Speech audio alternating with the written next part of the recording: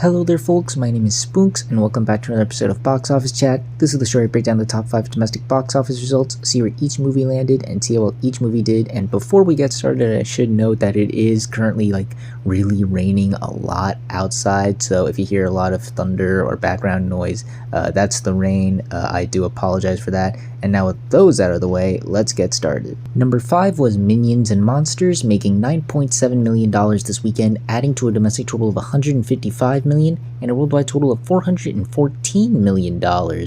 So I gotta say, Minions and Monsters is having quite the rebound at the box office. It had a great hold this weekend, just 28%. It's been holding really well, honestly, given how well it's been doing since its really bad opening. I mean, things were looking bleak for the movie when it first opened, I must say.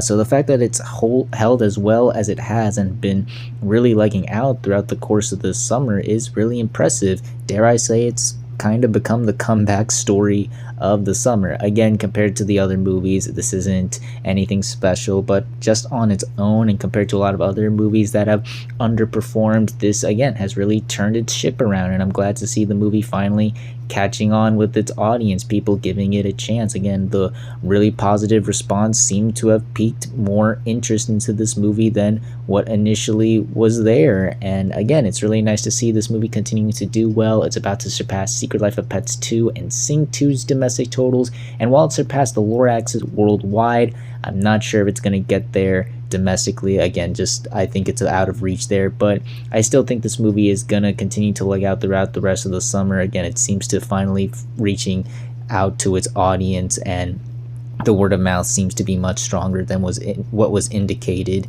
with that opening weekend. So yeah, thankfully Minions seems to be turning its ship around. Number 4 was Toy Story 5, making $10.1 million this weekend, adding to a domestic total of $448 million and a worldwide total of $1 billion. So it has finally done it, ladies and gentlemen. It took a bit longer than I expected, but it has finally done it.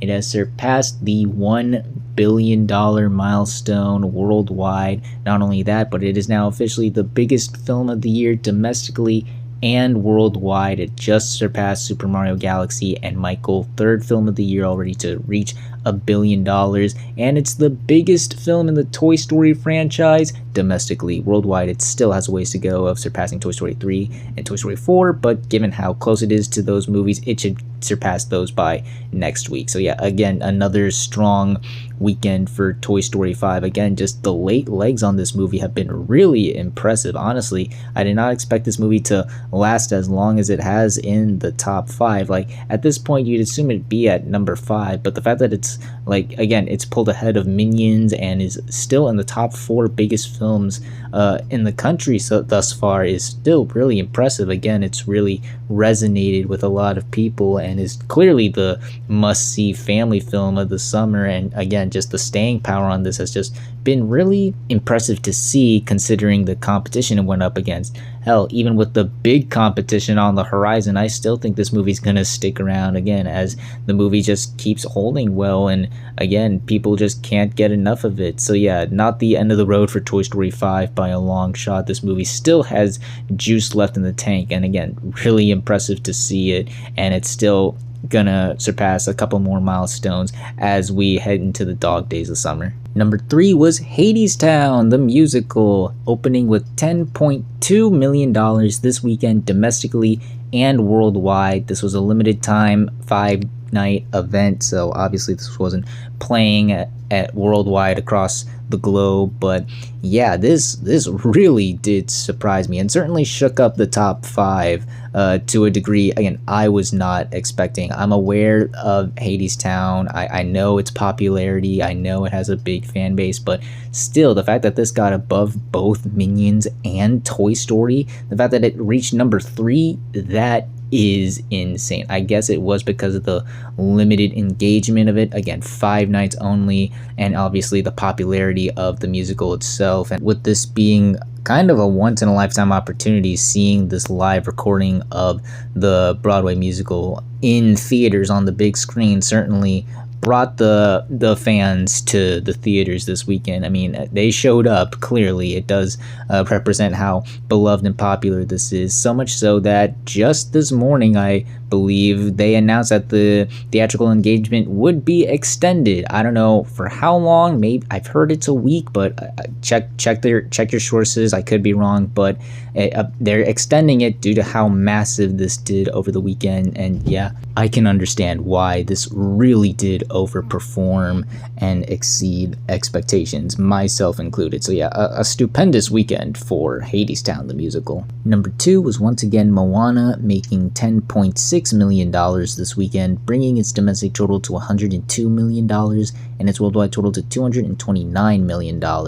So the movie bounced back after its steep drop-off last week. It only fell 41% this weekend, which isn't bad, especially in your third week. So I think this is going to be the point where the movie starts to stabilize, play out like a family movie, especially as the summer winds down. There isn't much competition until mid-August, so it'll be able to play out throughout the rest of the summer. The downside, though, is just at this point its biggest enemy is the budget. I mean, again, hindsight being 2020, I don't know what they were thinking. It'll make its budget back globally, but then again, you got to factor in doubling that, and that's just not gonna happen. The opening was just so low, and the response to it hasn't been the best. It's not gonna benefit much, even if it does rebound to an extent like what Minions is doing. At least that movie, again, was made affordably.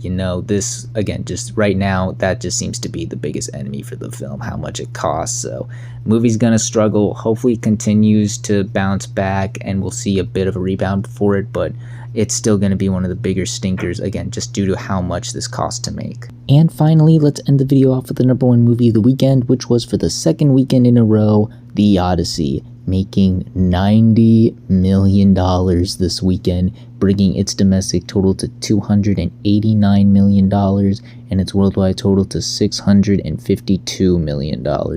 Oh my goodness, this movie had an excellent second weekend. The fact that this movie's second weekend was above the first weekend of Oppenheimer is an achievement in and of itself, but also it is the best second weekend hold for any movie that opened to over $100 million. It beat the second weekend drop-offs of Wicked, Top Gun Maverick, Shrek 2, and Frozen 2. That is astonishing to see. This movie is the phenomenon of the moment, ladies and gentlemen. If you thought the word of mouth was strong last weekend, it's only just begun, it seems. This movie is just a force to be reckoned with. It is already the second biggest movie of the summer. That is just insane. Yeah, I know there was nothing really big outside of Hadestown this weekend, so it made the most out of the slow period, but that still, this movie to hold to the degree that it did, that is, and make the amount of money it did this weekend, that is incredible to see. And yeah, the movie's still one of the most expensive movies of the summer, but it's already doubled that. It's gonna make $700 million probably by the end of the day this weekend, and now there's a chance that this could reach $1 billion.